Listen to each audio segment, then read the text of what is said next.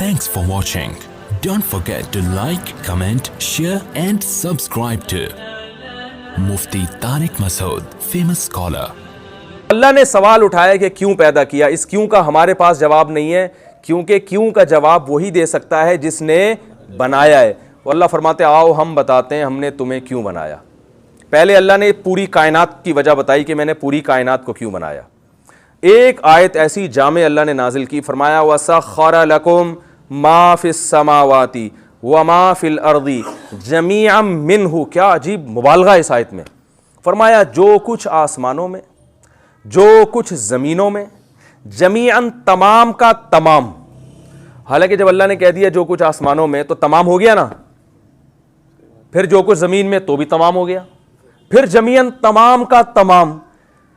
तो मैं हैरान होता था इतनी ताकीदें अल्लाह ने क्यों लगाई हैं। उसका जवाब एक दिन जहन में आया कि अगर एक चीज़ भी इस कायनात में ऐसी हो गई ना जिसकी अल्लाह ने पैदाइश की रीज़न नहीं बयान की, तो ये इल्ज़ाम किस पर है? अल्लाह पर, कि अल्लाह तूने फलां चीज़ बिला वजह पैदा कर दी। तो अल्लाह कह रहे एक चीज़ भी नहीं, एक ज़र्रा भी नहीं, जो कुछ आसमानों में, जो कुछ ज़मीनों में, पूरा मुकम्मल एक चीज़ भी मुस्तस्ना नहीं है इससे। सख्खर लकुम तुम्हारे लिए बनाया है। किसके लिए? इंसान के लिए, इंसान और जिन्नात। तो पूरी कायनात का मकसद तो अल्लाह ने दो लफ्ज़ों में बयान कर दिया। और हमें नज़र भी आ रहा है, समंदर से कितने टनों मन मछलियां हम निकाल लेते हैं, उनसे जीने का हक छीन लेते हैं। समंदर की मछलियों ने कभी एहतजाज किया है भाई? बकरा जब दो दांत का होता है, खुद तो सारी जिंदगी याशी करते रहते हैं, अभी जब बेचारा जवान हुआ, जवानी की दहलीज पे कदम रखा, बदनजरी भी नहीं करने देते हैं और फौरन काट के क्या कर देते हैं? खा जाते हैं। सवाल पैदा होता है ना भाई, ये भी तो एक मखलूक है। मुमकिन है कोई कहे भाई ये जानवर पर, बाज़ लोग कहते हैं कि जानवर को काटना जुल्म है क्योंकि ये इंसान अपनी खिदमत क्यों ले रहा है। तो भाई अगर काटना जुल्म है तो फिर जानवर पे सवारी करना भी जुल्म है, जानवर पे बोझ लादना भी जुल्म है। गधे से परमिशन थोड़ी ली जाती है कि हम आप पे बैठ के जाएं, घोड़े से परमिशन थोड़ी ली जाती है, वो तो बैठ जाते हैं। बल्कि घोड़ा तो सरकश होता है, उसको सुधारना पड़ता है, मार पीट के उसको काबू में लाना पड़ता है। तो फिर ये भी जुल्म है। लेकिन अगर ये जुल्म नहीं है, इसलिए इसका क्यों जवाब इसका ये कि भाई ये घोड़ा गधे किसके लिए पैदा किया अल्लाह ने? हमारे लिए। तो फिर काट के खाना भी जुल्म नहीं है। तो हमारे लिए का मतलब है अल्लाह ने फरमाया जिस तरह से चाहो फायदा उठाओ। ये पूरी कायनात बनी किसके लिए है? तुम्हारे लिए। अगर ये जवाब गलत है तो भाई इसके मुकाबले में कोई दूसरा जवाब लेकर आओ। दूसरा जवाब, बाज दफा किसी के दावे की बेहतरीन दलील ये होती है कि अगर ये दावा गलत है तो सही दावा पेश कर दो। भाई आप समझ रहे हैं कि नहीं समझ रहे? भाई मैं आपसे कहता हूं आपने मेरे 1 लाख रुपए खाए हैं, आप कहते नहीं 1 लाख नहीं खाए। आप कहते हैं फिर बता दो कितने खाए हैं, कह रहे पता नहीं कितने खाए हैं। तो फिर अदालत मेरी बात मानेगी ना, या तो तुम कोई फिगर बताओ भाई, 1 लाख नहीं 1.5 लाख बोलो, 2 लाख बोलो। आप खुद भी कोई दावा नहीं कर सक रहे तो फिर मुद्दई के दावे को माना जाता है। तो अल्लाह फरमा रहे हैं कि अगर मेरा ये दावा गलत है तो फिर तुम बता दो क्यों पैदा किया। भाई सारी कायनात किसके लिए बनाई मेरे भाई? इसमें कुछ इश्कालात होंगे कि भाई ये तो इस कायनात में तो नुकसानदेह चीज़ें भी हैं, वो एक अलग टॉपिक है कि कोई चीज़ कायनात में बेकार नहीं है। वो नुकसान बाज़ दफ़ा पहुंचा देती हैं, लेकिन उनको पैदा नुकसान पहुंचाने के लिए नहीं किया गया। हर चीज़ कायनात में कुछ ना कुछ अपनी जिम्मेदारी पूरी कर रही है। अब सवाल घूम फिर के आ जाएगा इंसान की तरफ कि सब कुछ इसके लिए, तो ये पेड़े खाने के लिए क्या? जो आदमी मजहब को फॉलो नहीं करता वो अपने अमल से बताता है कि सारी कायनात मेरे लिए और मैं, अभी जो मैंने लफ्ज़ बोला है उसको रिपीट करें ना भाई। जो नाइट क्लब में जा रहा है, जो शराब पी रहा है, जो नमाजें ज़ाया कर रहा है, वो अपनी मनमानी ज़िंदगी, खुलासा ये कल्चर को फॉलो कर रहा है, अपनी मनमानी ज़िंदगी जो गुजार रहा है, तो बज़बान हाल कह रहा है कि अल्लाह ने सारी कायनात को मेरी खिदमत के लिए लगाया और मुझे किसके लिए? पेड़े खाने के लिए। जैसे जंगल में कुछ लोग जा रहे थे ना, मशहूर वाक़या है भाई, लकड़ियाँ कौन जमा करके लाएगा? सब, एक ने कहा मैं। भाई आप ले आओ। नहीं मैं ये काम नहीं कर सकता, मुझे कोई तकलीफ़ है, बोझ नहीं उठाया जाता। अच्छा चलो फिर आप ऐसा करो कि आप जो है ना प्याज काट देना। प्याज काटने से भाई मेरे आंखों से क्या आते हैं? आंसू आते हैं। चलो आप ऐसा करो आलू काट देना। आलू काटने से मुझे एक दफ़ा ज़ख्म लग गया था तो मैं आलू तो नहीं काट सकता। अच्छा फिर आप ऐसा करो कि चूल्हा जला दो। भाई चूल्हे जलाने में, फूंक मारने में फूंक निकल जाती है आदमी की। मैं कोई सिलेंडर थोड़ी हूँ जो इतनी फूके निकालूं। तो सारे कोई भी काम नहीं कर रहा, वो अपनी जिम्मेदारी पूरी नहीं कर रहा। लेकिन जब खाना लगता है तो आके बैठ जाता है। तो ऐसे आदमी को कहते हैं ना, क्या तू पेड़े खाने के लिए आया यहाँ पे? एक दफा जब करेगा, 2 दफा करेगा, तीसरी दफा जब करेगा तो ताना क्या मिलता है? ओ भाई तू यहाँ पेड़े खाने के लिए आया, काम तो कोई करता नहीं है। तो मेरे भाई, जो लोग सिर्फ लाइफ का मकसद ये समझते हैं कि एंजॉय करना, इंटरटेनमेंट, आज फला मूवी देख ली, आज फला ड्रामा देख लिया, आज फला आप बोर हो रहे हैं तो यार बोर हो रहे हैं, तो भाई हम तो हैरान होते हैं कि टाइम को तो अगर उलमा तो ये कहते हैं बस चले तो इसको किसी तरह रोक लिया जाए, किसी तरह रोक लिया जाए।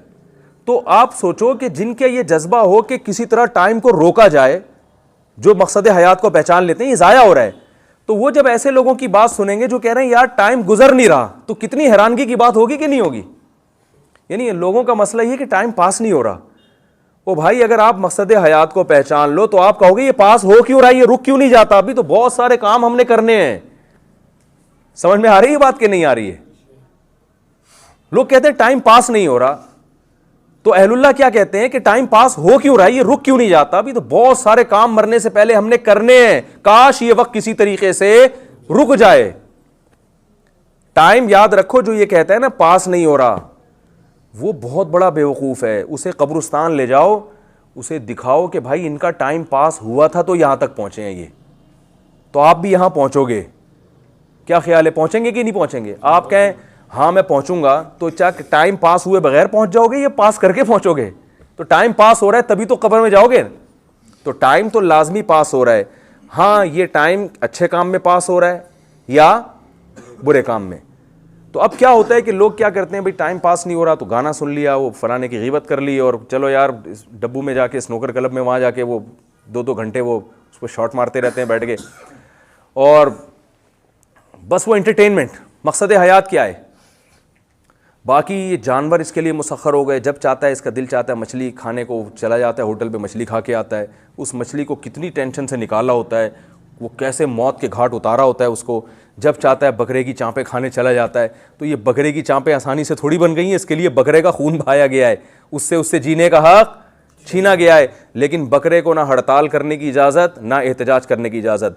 गाय घास खाती है, दूध कौन पीता है भाई? भैंस से सारी ज़िंदगी दूध निकाल के जब वो हड्डियों का ढांचा बनती है, तो होना तो ये चाहिए था एहसान का बदला एहसान।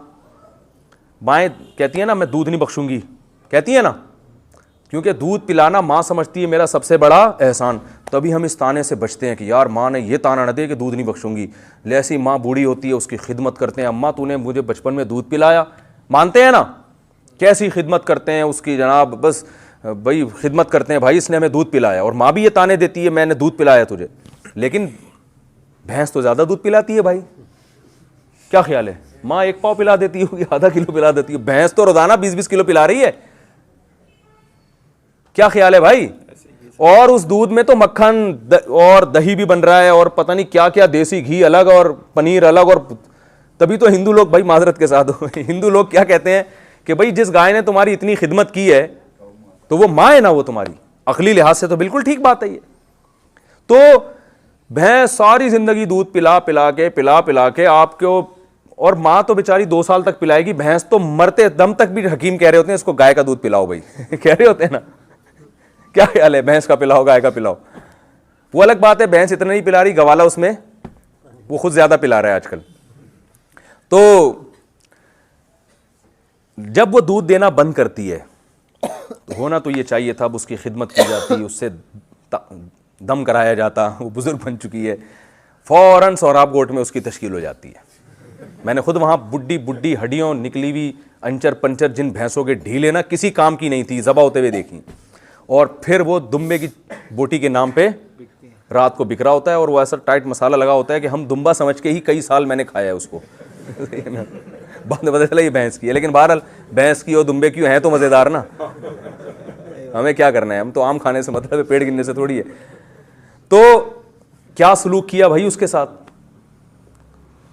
लेकिन किसी मुफ्ती ने फतवा दिया या कोई अक़वाम मुत्तहिदा या यूएनओ की तरफ से कोई ऑर्डर, ये गलत, ये जानवरों के साथ जुल्म हो रहा है। भाई सब कहते हैं यार इंसान है ना। तो बात आखिर में यही घूम फिर के आती है, जब ये सब कुछ कर रहे हो, इनसे फ़ायदा भी उठा रहे हो, तो आपका भी तो कोई मकसद होगा ना भाई। या आप बस इंजॉय करने के लिए पैदा हुए हो लाइफ को, ये नहीं हो सकता, ये मुमकिन नहीं है। तो इसलिए अल्लाह ने कहा कि कोई जवाब, माकूल जवाब तलाश करके बताओ जो समझ में आए, कोई अक्लमंद उस पर गौर करे, बोले भाई ये वाकई सही जवाब है। तो हमारे पास इसका जवाब नहीं है, क्योंकि ये जवाब भी वही देगा जिसने हमें बनाया है। तो अल्लाह कहते हैं जब तुम्हारे पास जवाब नहीं है तो जो जवाब मैं दे रहा हूं उस जवाब को मान लो। वो जवाब क्या है? वमा खलक़तुल जिन्ना वल इंसा इल्ला लियाबुदून, मैंने इंसान और जिन्नात को सिर्फ अपनी इबादत के लिए बनाया है। इबादत का मतलब नमाज रोज़ा नहीं है, इबादत का मतलब ग़ुलामी, कि मैं देखना चाहता हूँ इम्मा शाकिरन व इम्मा कफूरा, कि ये मेरा बन के ज़िंदगी गुजारता है या मेरी बगावत करके ज़िंदगी गुजारता है। मैं समझा पा रहा हूँ अपनी बात? तो अल्लाह ताला ने इंसान को आजमाइश के लिए पैदा किया है कि कौन है जो मेरा खा के मेरा शुक्र अदा करेगा और कौन है जो मेरा खा के मेरी नाफरमानी करेगा। अब अल्लाह का शुक्र अदा करने के लिए ज़रूरी है कि उसके अहकाम पे चला जाए, उसकी नेमतों को उसकी मर्ज़ी के मुताबिक इस्तेमाल किया जाए और उसकी नाफरमानी ना की जाए। तो मर्ज़ी के मुताबिक जब भी चलेंगे ना, हमें पता भी होगा कि वो चाहता क्या है अपने बंदों से। क्या ख्याल है भाई? तो ये चाहत इस्लाम के अलावा दुनिया का कोई मजहब नहीं बताता। ये सिर्फ इस्लाम ही बताता है कि अल्लाह अपने बंदों से चाहता क्या है, और इस्लाम के पास इसके मजबूत दलाइल हैं कि ये अल्लाह का कलाम है। दुनिया में कोई ऐसी गाइडेंस नहीं है, कोई ऐसी किताब नहीं है कुरान के अलावा जो आपको बताए कि अल्लाह अपने बंदों से क्या चाहता है। तौरात और इंजील तहरीफ हो चुकी है, वो जब आप पढ़ेंगे तो आपकी समझ में ही नहीं आएगी।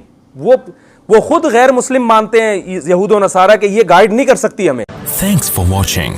Don't forget to like, comment, share and subscribe to Mufti